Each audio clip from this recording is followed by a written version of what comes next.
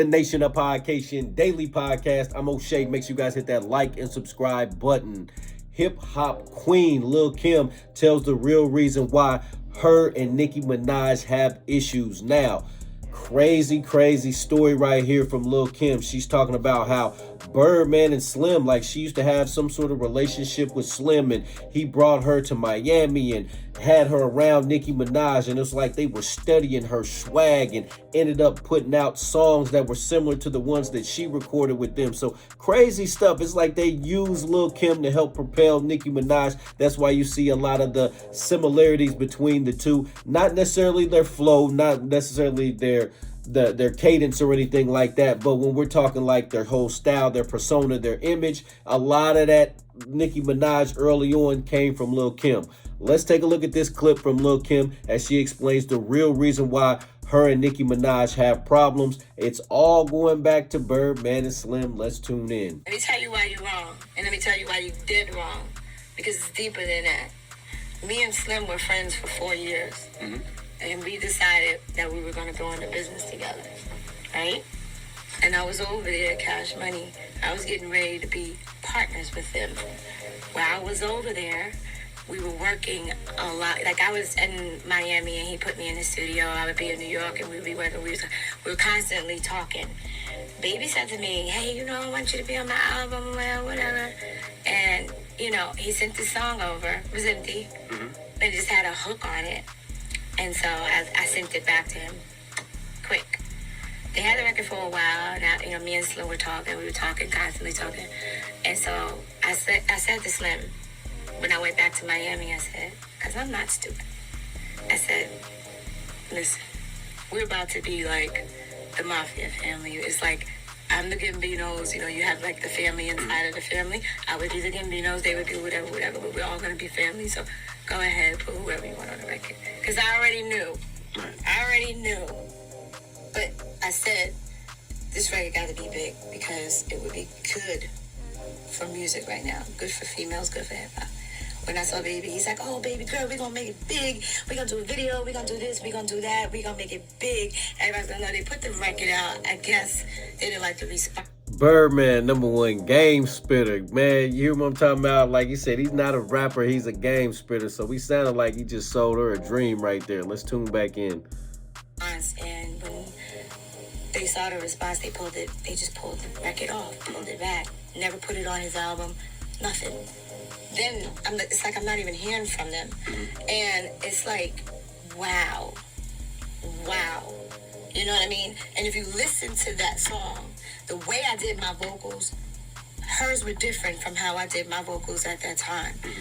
So shortly after that, she started releasing all these records, doing her vocals the way I did my vocals. Now, okay, whatever.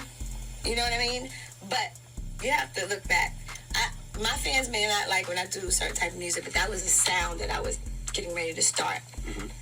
And I was starting this sound a long time ago. And if he tell you that this is not true, he's lying. But I played a record for Slim called Automatic. It's a Central. Slim don't even do interviews like that. I mean, I've probably seen, maybe 5 or 6 interviews since Cash Money started with Slim in there. He don't do interviews like that. He ain't in the public. He's not even going to entertain none of this. Let's tune back in. A dance type of record. It's 3 years ago I played him this record. On her new album, she has a song called Automatic, and the song is so similar to the song that I played for Slim. The whole sound that I brought to the table, because when Slim was like, what you working on? Let me see, where you going with it? She was still doing whatever she was doing when she first came out, the way she was rapping. I brought a whole new sound.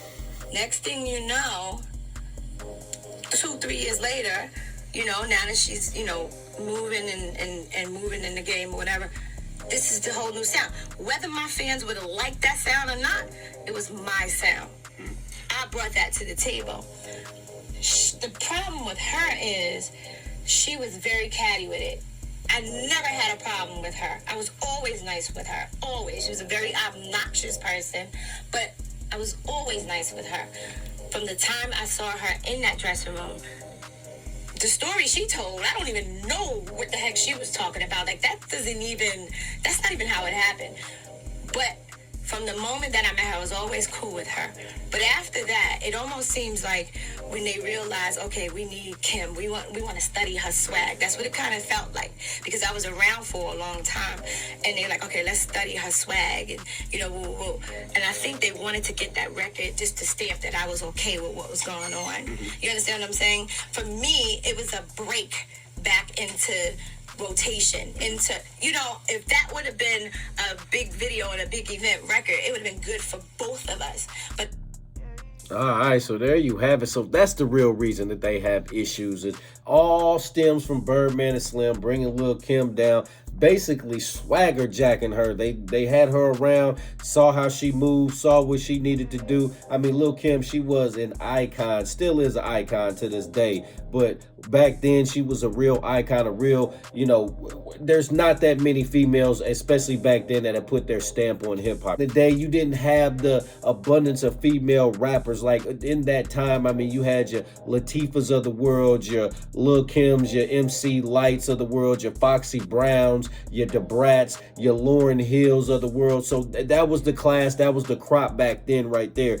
And Lil' Kim, she was one of those ones that spearheaded the female rapper. I mean, she was talking dirty and talking nasty on the songs back then, and she had that album cover that everybody was going crazy over back in the day. So Lil' Kim was a pioneer for female rappers. I personally think she doesn't get the credit that she deserves.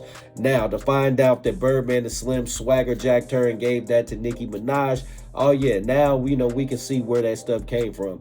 Nation, what do you think about Lil' Kim's comments? Do you think Nicki Minaj swagger jacked Lil' Kim? How do you feel about Birdman and Slim, using Lil' Kim to help propel Nicki Minaj? Nation, let me know in the comment section down below. Always make sure you come party with us. January the 18th is going down. All Black Affair, Georgia Street, Indianapolis, Indiana is going down. My man DJ Last Name Song is on the ones and twos.